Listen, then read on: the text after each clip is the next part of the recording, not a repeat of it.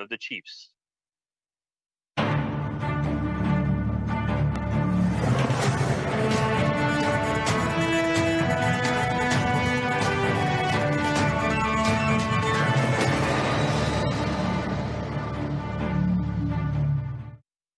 Welcome to this Monday edition of the Chiefs. And with us tonight are Ana Marie Pamintuan, the editor-in-chief of the Philippine Star from the port area in Manila, and Luchi Cruz Valdez, the head of News 5, should be coming online in a while. And Robbie Alampay of One News also would be coming in a while. Ami, let me guess kung ano yung big story niyo today. Siyempre. First day ng school year. Oo nga, siyempre. Well, meron din yung yung survey, of course. No, first Yung time 91%. survey. One of the two major pollsters. Ngayon lang sila nag-survey uli ng approval ratings, performance ratings ng mga official natin. Napakataas, sobrang taas naman nun. Anyway, more than 90% si Presidente. Yeah, no? 91%. And people are reacting to that, huh?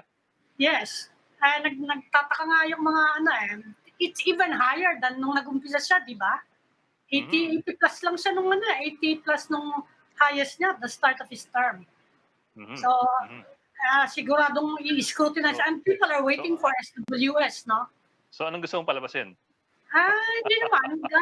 To validate lang. Anong tingin niyo dun sa survey? Diba? There's Luchi Cruz Valdez, the head of News 5, coming online. Di ba? Anong tingin niyo dun sa survey? Nakakagulat, ha? Hindi ba? Kasi Kaya talaga, Hindi, kasi nga. It's higher than the previous, di ba? Previous years. Of course, yeah. At the very least, maintain it, no? Ganun na lang yung pinaka-bottom station mo. Pero to actually rise by 5% and 91%, that's, I mean, you don't know, historically, I think that's a high, right? I can't think of another president who has done it. At least in the country, no? No, the ironic thing is, pati Brazil, di ba, mataas ang number of COVID cases. Si Genero. Yes, very good. Ganun din, tumaas din ang rating. You really begin to wonder, what was it that caused people to actually give them high marks in a time of pandemic and if they're not necessarily really performing by the world's global rankings? And we have Robbie Alampay of One News now joining us. Nakikinig ako sa usapan nyo. I mean, one thing to point out here.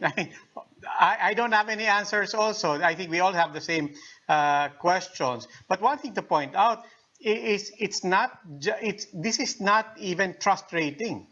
This is approval rating. Approval. Diba? So it really is about, kasi sa trust rating, diba? It's a performance rating. This is really about, gusto ko yung mga ginawa niya, gusto ko yung actions niya. I mean, obviously people are seeing something. Obviously there are sectors who are scratching their heads, very skeptical, but it's really fascinating that, as you said, I caught you, Luchi, nung sinabi mo yun na I think this is unprecedented. I think it is unprecedented. Kasi every time we talk to mga survey groups, di ba? Sinabi nila, what goes up must come down. That has always been the rule for every president. Pero wala talagang tinag si President Duterte. Yeah. Saka into his fifth year na yan. He's the fifth year na. Talagang mataas na mataas siya. Well, at least ayan, nag-usapan ngayon. Pulsation one of these days. Sige, pwede. Yeah, but in the meantime, it is day one of the new school year, so that's going to be our first topic for tonight. Ako na sumegway kasi si Usec Malaluan is already waiting in the wings. Okay, so we have for our first guest tonight, Undersecretary Nepomuceno Malaluan, Attorney Nepomuceno Malaluan of the Good evening. Thank you for joining us. Yes, magandang gabi. Well, Attorney, first of all, congratulations for hurdling day one of school year 2020-2021. Yun lang, you have 202 days left for the rest of the school year. Okay. Well, that's a good way to put it because we see this as two chapters. The Mhm. first chapter is being able to open the school in this time of pandemic, and I can tell you it was not easy to Mhm. get to this point of October 5. It involved a major learning continuity plan, never before done, and that learning continuity plan, in the substantive way, had so many changes. And overhauled actually the education system overnight, Mhm. just to be able to deliver education in this challenging time. And then it had to be contextualized. We had to produce learning resources, do the distribution, had the enrollment in a new way. So we really see that as a major chapter that had happened. And so, as the secretary said, we have to take that into account. And then you're correct that we now go to the next chapter, which is to ensure that the learning process happens under the present condition. Yes, sir. But Well, still, actually, sir, I bring that up kasi nga, well, of course, we all went into the school year knowing how extremely challenging this was going to be. This is the first time we're going to do something like this, or we're doing something like this. And you did hurdle quite a lot of challenges. However, on day one, we did receive some reports na syempre may hirap sa internet signal, na hindi naman kasalanan ng DepEd, and also some classes na 40 estudyante dapat naka-enroll pero 7 lang ang pumasok sa Google Meet. Now, ano po, at the end of the day, at the end of the day of day one, do we have any idea po kung ilang porsyento ng 24 million enrollees yung nakapag-attend ng ating day one?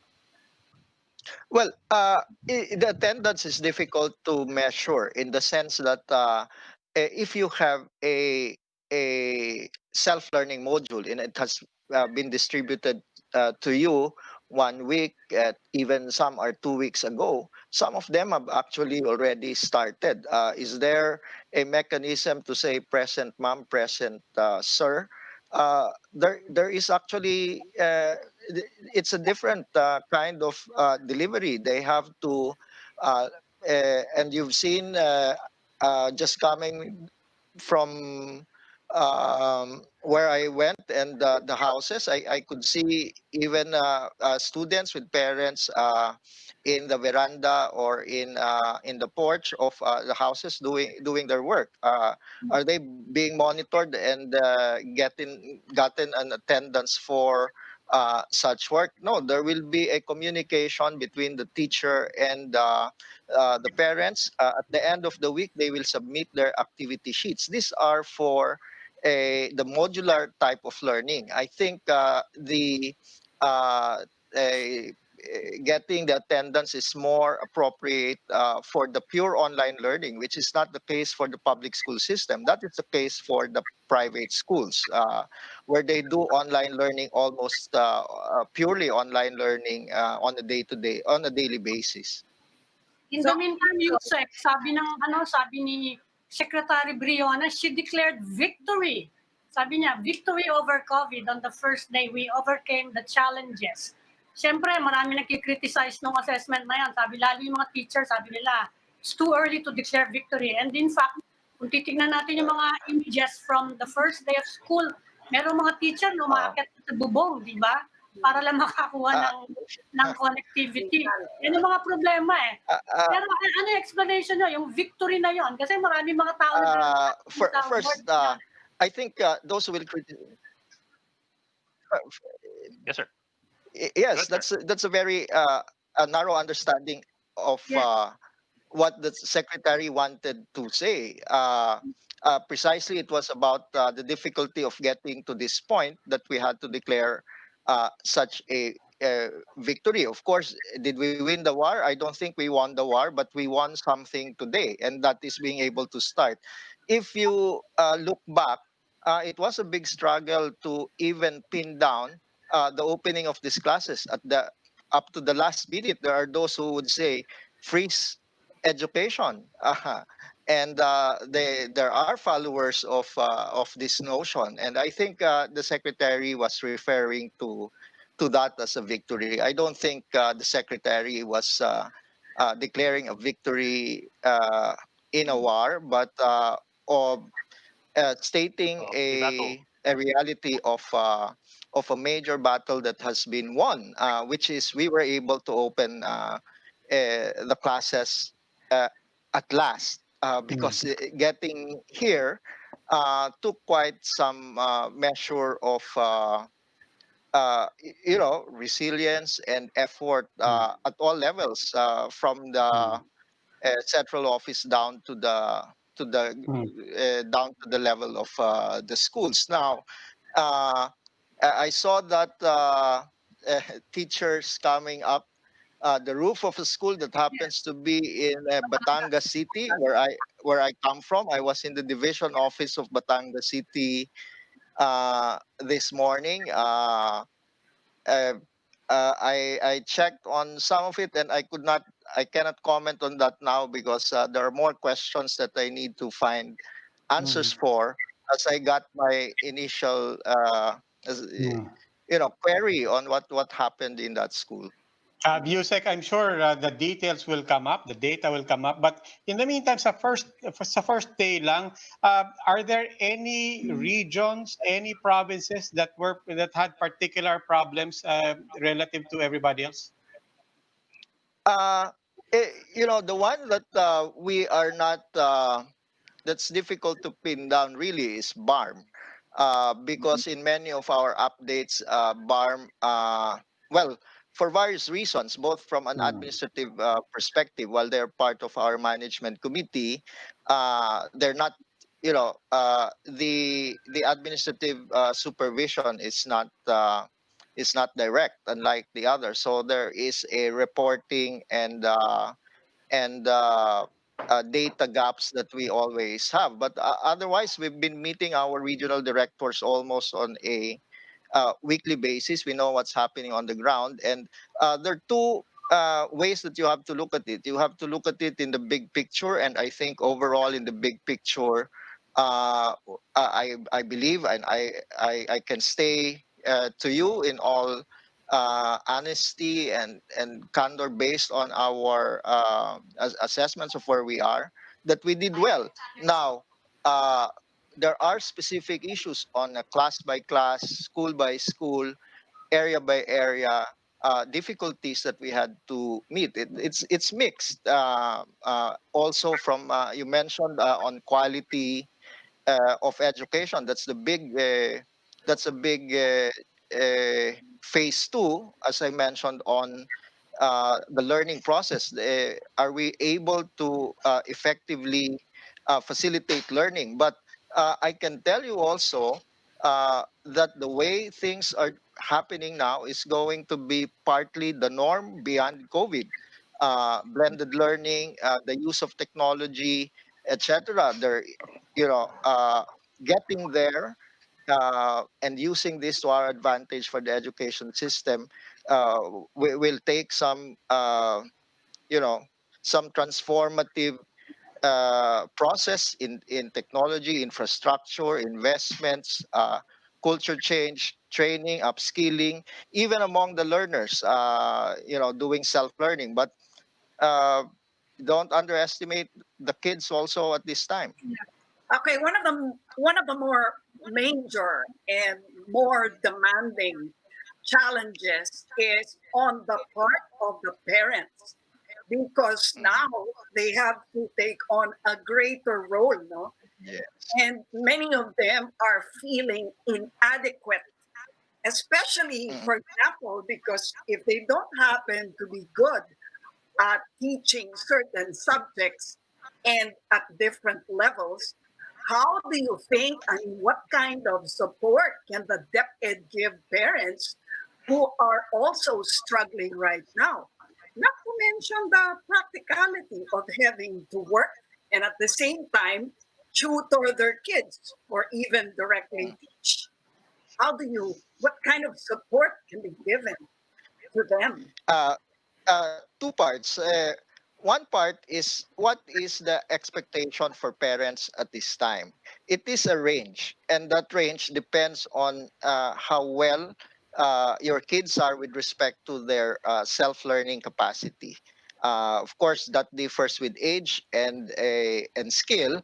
and probably some cognitive differences among the students. But the idea of distance learning is that's why there are self-learning modules. That's why they are called self-learning modules. Is that it is intended to really have a bigger component of the students themselves being responsible for the learning process under remote guidance from the learners assisted by these modules and with instructional partnership with parents and siblings as may be necessary. The degree of need uh, is differs, but the basic one that you need is to motivate your children to do the work, uh, uh, devote time for such learning, and provide them a learning space. I think that's the minimum, and beyond that, in terms of instructional partnership, the idea is you win the children from the parents' assistance in that learning, and that's why communications are also very important, so that the teachers can have a mechanism to get in touch with the learners, and that might be through an online platform or a communication platform, not necessarily web-based, but getting to interact with them, including through the activity sheets that the learners submit to the teacher. So there is that getting used to that will happen.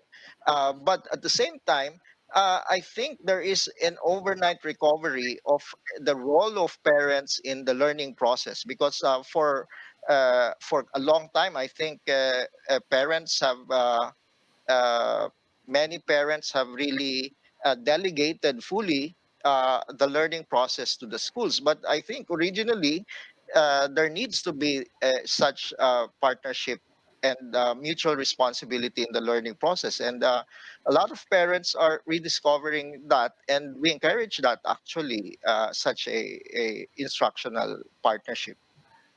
It's very somehow you can actually monitor the performance of students uh, Mhm.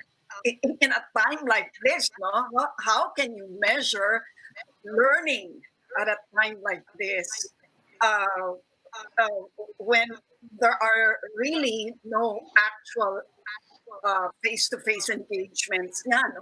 So you don't know whether the activity sheet was filled out by the parents or by some other expert in the house or adult. But and you don't know how activity sheets are corrected, and whether it's explained to the children exactly what their mistakes may have been, what errors they may have committed. We're really talking quality, no, at this time, and I think that's the greatest difficulty here. You don't really know what quality of learning the kids are getting. Yes, that's the big question, as I mentioned, the learning process, and from a planning and standards standpoint, what we did was to issue now a modified assessment guideline that, of course, adapted assessment to this new form of learning. Of course, your paper and pencil test is not not your best bet for assessing learning. In fact, Not our really. self-learning modules have answer key uh, in them because precisely they need to have feedback as immediate as possible whether they are on the right Mm, track. So So sir, pwede nila it's a, silipin. it's a, Pwedeng of dayain. course mm,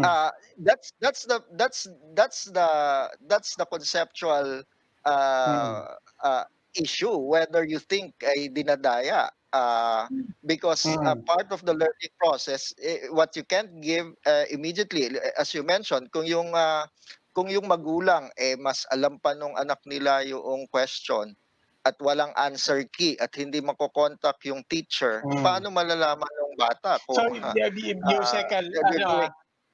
Yes. Usec diretsuhin ka na para ano, because we keep hearing these ano, self-learning modules and so on. But at the end of the day, Exactly. it's literally that. Parang nung grade school tayo, yung mga reading aids Yes. natin, you go up to the front, you get a brochure, you read, you take the exam, you take the answer key, and then you check yourself. That's literally what we mean.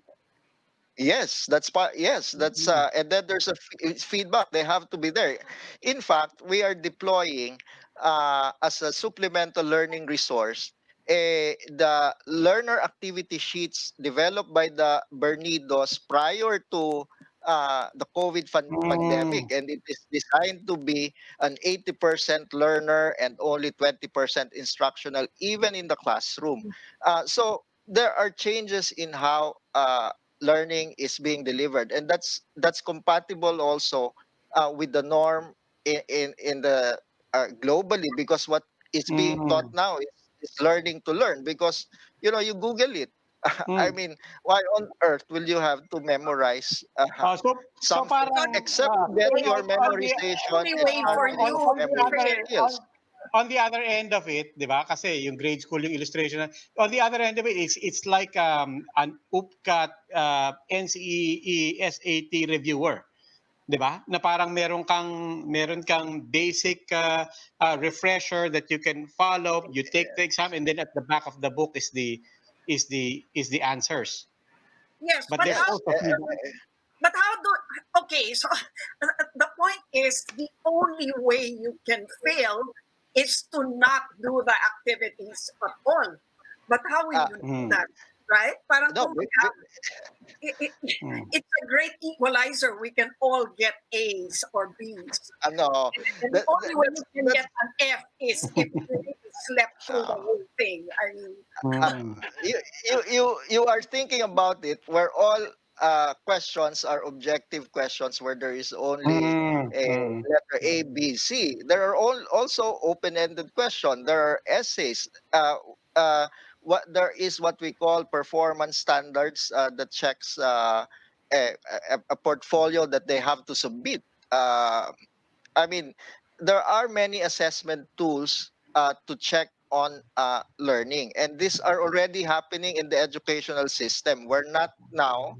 I mean, education is evolving in such a manner that it is not now your paper and pencil testing of how much you learn at the end. You can also formative assessment is happening even at the classroom to check how the students are getting into the learning process through various activities, not just your standard question and answer with an objective 1:10 kind of question. So those are the things that are happening in the educational system, and you're correct. It takes getting used to from the teacher side, from the student side, and from a system side, because then learning resources have to change, assessment tools have to change, and uh, that's the reality of it. There is a lot of going to be a learning by doing with here. There is a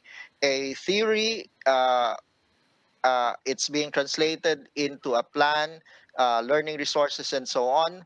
But at the end of the day, it's what happens in a classroom setting, which is, by the way, the same issue whether you're in a face-to-face setting in mm. class. Remember, uh, our our PISA score uh, is that even in a face-to-face setting, and many of the competencies that are being developed in this kind of setting are exactly the competencies that we're not uh, able to catch up with the rest of the world in reading, in mathematics, and science. So it's how things are evolving, and we have to evolve that way. That's why we were saying that the response to this pandemic is not just an emergency response, but really it is a investment for the transformation of education. We will never go back to the way we have conducted education uh, ever again from this episode. There's going to be blended learning, even if I mean, a combination of face-to-face and distance learning, even if we go back to post-COVID 19, and Usek, many tatanong of ko lang yung the things like technology, etc., will stay with us. Usek yung sa environment sa learning ng bata. Kasi ang National Police nag-utos ngayon, or hindi naman nag-utos, nagre-request sa mga barangay or the local governments to pass ordinances para daw to get rid of unnecessary noise around the community habang nag-aaral yung mga bata. Yung mga nagbibideo ask, did you ask for this? And do you even think it's feasible? Kasi magkakapit bahayan, sabihin niya, pakialam ko, wala naman kaming bata rito, bakit yung ba kami pinapakialaman? Did you ask for that, yung DepEd? Frankly, we did not ask for it, but I did say that we need to give them a suitable learning space. I think I mentioned that the basic is really the motivation of learners or in the household, number one. Number two is to provide them a learning space, and number three is to communicate. But we did say in the assessment guidelines that we're really encouraging everyone to be responsible for the integrity of education. Kumbaga, may honesty system talaga na dinedemand dito sa sistemang ito for this Yes, sir. 1 year, and that's part of the process of self-learning. So kung matotone down ang noise in a very noisy community, then that will really help the learning process of the children. But sir, isn't there any concern on the part of DepEd that those who have not yet developed very good learning skills? I mean, yung sabi niya kanina, learning how to learn. So a lot of it will fall back on good habits that you have, that a student has developed over the past so many years. Isn't there any concern that those who have not developed those habits yet, or medyo unformed pa, will be left behind? Yes. They will be left behind in the learning process at the start in the transition process, and they become now the responsibility of the teachers to focus on. That is, in other words, if you have a class of 40, why will you focus on the Robies and the Amis uh, and the eds who can do uh, their work independently? You focus on the others who are slower to take up, and On the that's what. Luchi na hindi kaya. On the Luchi. Ikaw lang hindi sinama, Luchi. Tayo dapat focus eh. Sabi na nga, papansin. Raw for yan, raw for yan. So there's no. I mean that's really there should that's and this is where the learning process. In fact, Yes, sir. I understand, sir. I understand. Well, I raised that just question one. kasi sabi nga ninyo, may Yeah. learning kiss sa likod eh. So those who have good habits from before, hindi talaga sila sisilip eh. Pero yung mga medyo alanganin na from before pa, and marami rin yan, hindi mo Marami pipigilan yan. sumilip yung mga yan. Marami yan, and yan nga ang kailangan tutukan ng mga guro. At kahapon, kagabi ay merong I attended an international conference last night Philippine time. At yan ang pinag-uusapan. This is the time to really bridge yung field level research and practical research, which is often not given much attention, and the focus is on the academic research for learning. But now innovations are happening on the ground. We've seen in the dry runs that we've had a lot of innovations that are happening on the ground, and I think that this will contribute to the process of learning. Even the questions that you have asked, the answers will be given by the teachers by the first month, by the second month, in terms of what are the best practices that will emerge. And it is up to us now to distill this into a scalable policies and good practices, and invest in them. So this is a very dynamic phase of education, and I think if we choose to wait, if we choose to freeze education, then we will be catching up with the learning process that has happened elsewhere. And I think there is, especially now that information technology is something that we can leapfrog to, just by having your connectivity and communications. Uh, it, are we just going to be uh, a follower after we've sat this out? I don't think that we can afford that as a country. Okay.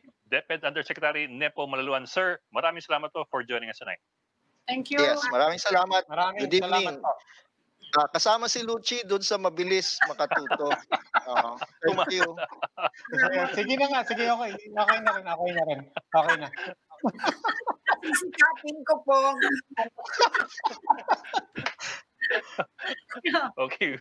We'll just pause for a break, so please stay with us.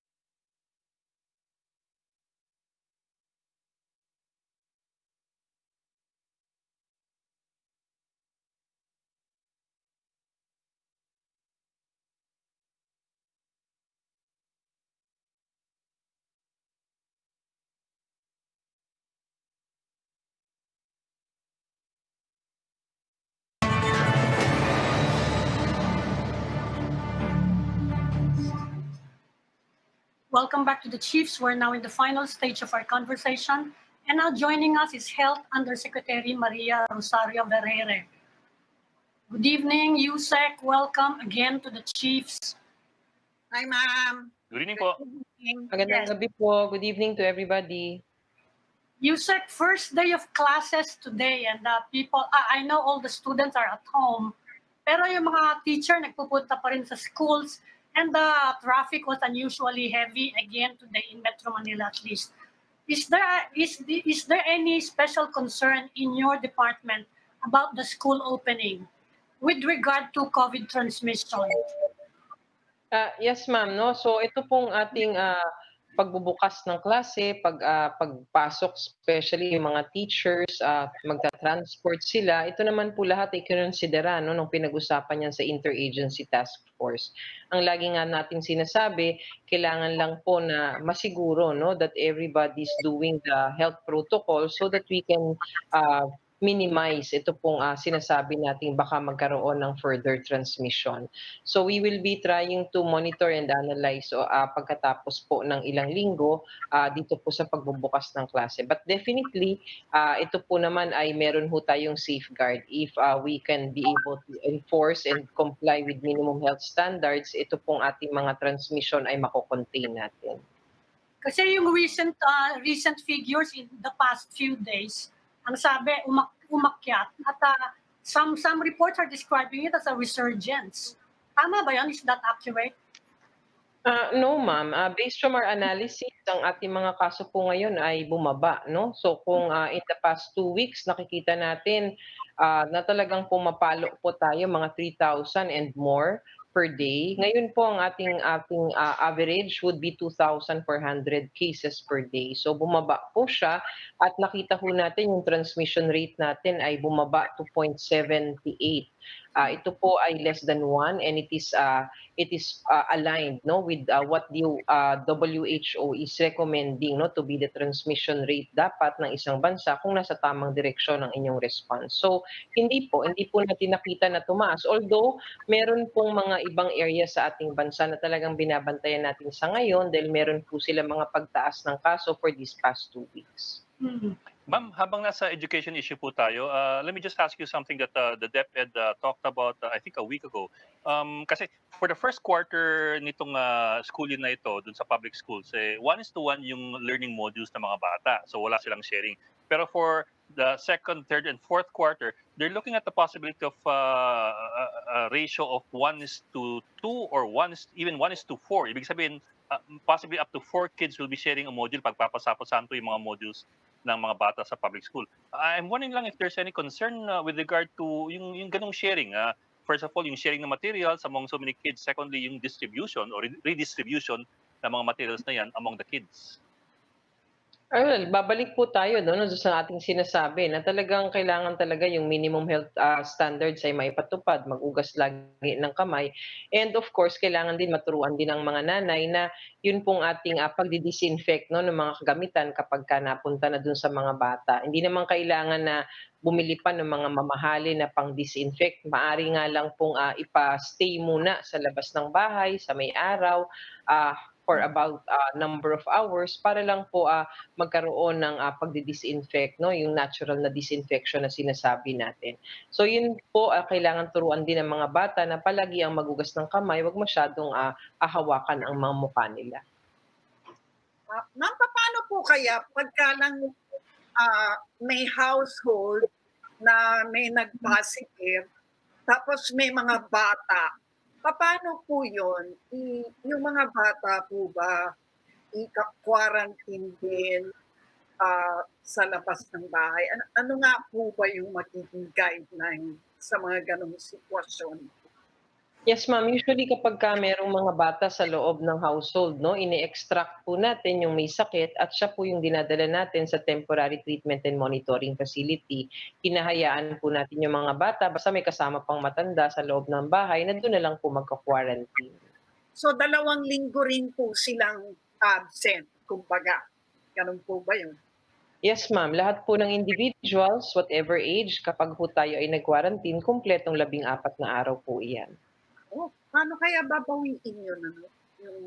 Pwede naman online.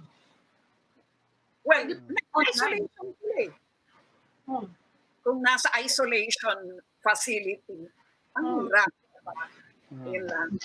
Pero may wifi sila sa isolation facilities Mas maganda pa wifi nila kaysa sa bahay. Free wifi sa isolation. I guess that's the question. Are there sufficient Wi-Fi facilities for the isolation? I mean, is there sufficient Wi-Fi for isolation facilities? Usually naman, ma'am, kapag bata ang protocol natin, hindi po natin sila maaring ilagay sa temporary treatment and monitoring facility kung hindi nila kasama ang kanilang mga magulang. Pero kung sakasakali nakasama ang mga magulang at dalhin sila doon, meron naman ho mga wifi dun sa mga mega facilities natin. So ito lang po, dun sila mapupunta dun sa mga ibang lugar na wala talaga pong connection. Baka yan po ang maging issue. But as I've said, hindi ho natin usually dinadala ang mga bata sa temporary treatment and monitoring facility. Now, in the meantime, ma'am, we want to move to other fronts in the fight against COVID, particularly itong Avigan. No? After several weeks of delay, tama po ba? Are we on track now to start the trials on Avigan? Yes, we have just the clinical trial agreement has just been signed by the Secretary of Health and also the Chancellor of the University of the Philippines, Manila. Yun pong ating iba pang mga arrangements ay naisaayos na natin. Yun na lang po ang ating inayos ngayong araw na ito, yun pong ating data capture na information system for this trial. And hopefully within the week, sana po talagang matutuloy na po ang pag-umpisa natin itong trial for Avigan. Gaano karami po to? Gaano kalawak and how exactly will it pan out? Ito pong Avigan trial, meron lang ho tayong 4 na sites na pangyayarihan nito, and we are just going to have about 100 participants that will join this clinical trial. Ma'am, sa Ma'am, iba kinakailang- namang sector, sa tourism, there's a proposal to allow even international visitors na sa papunta dito sa atin. Ano po ang position doon ng Department of Health? Are we ready for that? Well, pinag-uusapan po yan ng Interagency Task Force. Kami po naman ay kaisa ng gobyerno kung sakasakali na talagang kung kaya na nating buksan ang ating turismo para makadagdag po dito sa ating mga kailangan for economics. Tayo naman po ay nagpapaalala lang na kailangan yung ating po mga standards for health ay maipatupad. Unang-una na po, kailangan po yung pagtetest sa mga papasok na mga bisita natin na turista, at saka yung kung sakasakali, kailangan silang ma-quarantine, no? So ito po ay pinag-uusapan pa rin sa ngayon kung ano po yung pinaka-appropriate, no, na strategies na kailangan natin ipatupad na tayo ay magkakaroon ng unti-unting pagbukas nito pong sektor na ito. Ma'am, yun pong still on tourism but domestic. Of course, we're looking at numbers in certain areas. Sa Baguio may na-report na, but they've said na they've noted nga na hindi naman yan dala ng community transmission yan from a local area. But nonetheless, as this reopens, are we seeing any concerns about the reopening of domestic tourism, particularly in Boracay, in Bohol, and for that matter, as we said, in Baguio?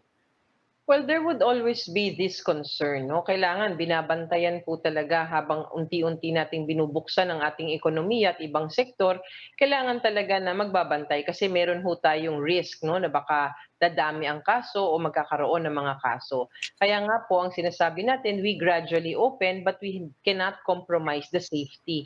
Kailangan yung minimum health standards na andyan po, ipatupad nila, it has to be complied with. Kailangan ng local governments very vigilant sa pagsasagawa natin ng ganito para mabantayan po natin na maigi at hindi po tayo magkaroon ng ganitong pagtaas ng kaso kung sakasakali.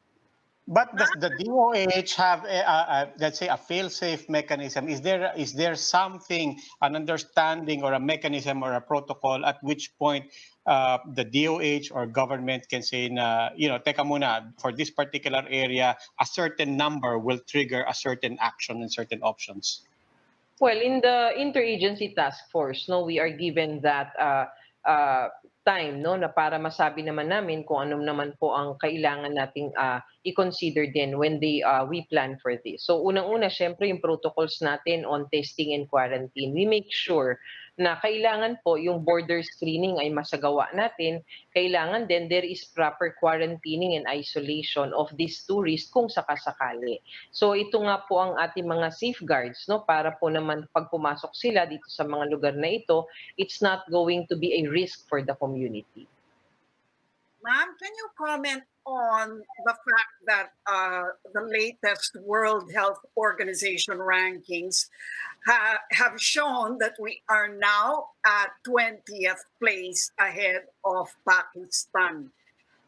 Can you give us a context of that? And, well, people are now wondering, wow, despite the rising number of COVID cases here and mukhang hindi raw humuhupa, ay ang taas nga raw ng approval rating ng Pangulo. Maybe you can provide us a context as to how to read the numbers?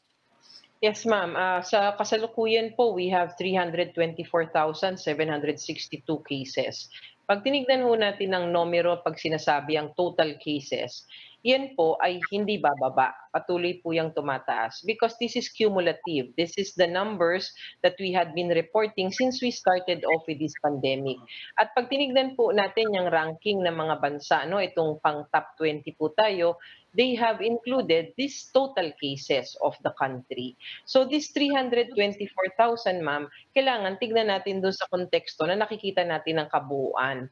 Itong 324, 84% of these 324,000 have already recovered. 1.8% have died. And we now have about 13.5% na active cases. So kung titignan natin yan ng ganyan, kailangan ang binabantayan po natin yung active cases kasi yan po yung gumagalaw at makikita natin na patuloy na bababa habang nakakapagpa-recover po tayo ng ating mga kababayan. Kailangan din natin tignan dun po sa active cases natin sa ngayon na sinabing 13.5%, how many of those are in the hospitals and how many are in the temporary treatment and monitoring facility kasi mild and asymptomatic lang sila. At makikita po natin dyan sa active cases, almost about 90+% would be mild and asymptomatic. Kakaunti lang po yung severe and critical. So again, we want to reiterate to the public, no, kapag tinignan po natin yung top 20 tayo, total cases po iyan. Yan po yung mga kaso mula pa nung nag-umpisa tayo. Kailangan po nating tignan yung iba pa hong nating numero. We have been able to have this recovery rate of 84%. Ang case fatality natin, 1.8%. We compare it globally, mababa po tayo kasi yung ibang bansa nagtatala ng matataas, more than 5%. And global average is about 3%. So mababa pa rin po tayo. Ma'am, so pag active where cases would po, we how do be we in the rank? rankings? Yeah, where would we be in the rankings in terms of active, for example, and case fatalities? Yan ho ang pinag-aaralan natin sa ngayon, no? So lumabas po itong listing na to, tinitignan ho naman natin kung ano ba yung mga talagang active cases din across the different countries so that we can see how we are faring also with recovery rate and the case fatality rate. But as I've said, the benchmark would always be the global average. So when we look at the global average for deaths, for example, 1.8% po tayo at 3% po ang global average. So ibig sabihin, we're below the global average and sa tingin namin, magandang indikasyon po ito. Okay, Ma'am, an increasing number of cabinet secretaries are pushing for further opening up the economy. For example, si Labor Secretary Bello was asking for yung public transport capacity to be increased to 70%. Same time, DTI is asking for more industries to be put 100%. I'm wondering what the position is of the DOH with regard to these proposals. I know you mentioned kanina, basta meron pa rin minimum health protocols, mukhang okay pa naman. Pero with these new proposals, will we be able to meet these protocols pa rin? Yes, sir. Actually, kanina nga po sa Interagency Task Force, pinag-usapan yan. Nagkaroon po tayo ng proposal. No? Ang Department of Health has proposed targets and milestones para ma-achieve po natin yung gusto natin na further na pagbubukas ng ekonomiya. And sinabi po namin na kailangan ang local governments will be adequately capacitated. They should be able to achieve their gatekeeping indicators. Yan po yung sa contact tracing, sa surveillance, yun pong pag-isolate nila at pagka-quarantine ng mga individuals. Kailangan po lahat yan in place at maisaayos nila so that we will be able to be confident, no? When that time comes na talagang slowly magbubukas po tayo ng iba't ibang mga sectors of society, especially for the economic sector, yung mga businesses po natin. So kapag ka po yung mga sinasabi na proposal na ganyan, ang atin pong nilagay dun sa milestones natin at a certain point na ma-achieve po ng ating mga local governments yan, and then the minimum health standards should be fully complied with and the gatekeeping indicators should be there so that we will be able to open up more the other businesses. Usec, importante dyan sa reopening yung testing eh. Kaya lang namamahala ng mga tao dyan sa swab test. Now, there have been proposals to bring down the prices of swab tests. Kumusta na po yung doon, yung progress nun? I know DOH is also pushing for it. Meron bang new developments para mapababa yung presyo? Yes, ma'am. The Secretary of Health actually, nagbigay tayo ng proposal sa Malacanang, sa Office of the President, para magkaroon po ng executive order so that we can have a price cap among these different testing methods na meron tayo dito sa ating bansa. Atin lang pong inaantay, ang amin pong latest update kanina ay nire-review na daw po nung office ng Deputy Executive Secretary. So antayin po natin, baka sa susunod na mga linggo ay lumabas na para po ay magkaroon tayo nitong ating mga surveys na gagawin so that we can get the price range and we can put in the guidelines kung ano po talaga yung price caps for these testing methods. So iba-iba din pala yung presyo, hindi siya magiging uniform. Hindi pwedeng maging uniform kasi yung iba umaabot ng 12,000.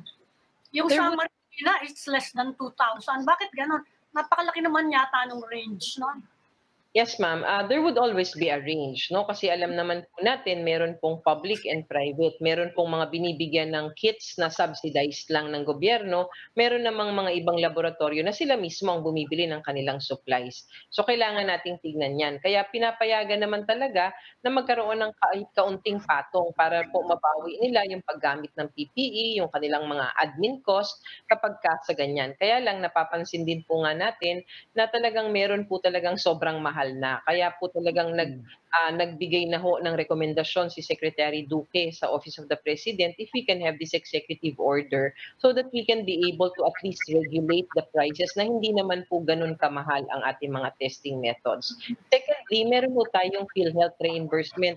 Marami yung mga kababayan kasi natin ang hindi po nila alam na meron pong coverage ang PhilHealth sa mga test natin.